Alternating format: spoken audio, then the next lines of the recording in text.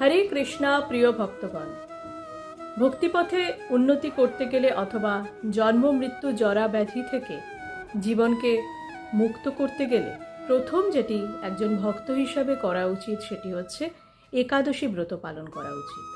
আমরা সকলেই জানি একাদশী ভগবানের অত্যন্ত প্রিয় একটি তিথি, তাই একাদশী ব্রত যারা পালন করেন ভগবান সর্বদাই তাদের রক্ষা করেন। আগামী 29শে জানুয়ারি আসতে চলেছে ভৈমী একাদশী অথবা জয়া একাদশী। এই একাদশীর মাহাত্ম্য অনেক বেশি।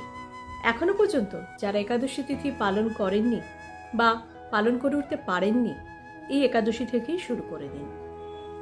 একাদশী ব্রত পালনের সবচেয়ে সহজ সরল নিয়ম হলো অন্ন বর্জন, হরিনাম শ্রবণ এবং যথাসংখ্যক হরে কৃষ্ণ মহামন্ত্র জপ। একাদশী ব্রত পালন করুন এবং ভগবানের প্রিয় হয়ে যান। ধন্যবাদ। হরে কৃষ্ণ।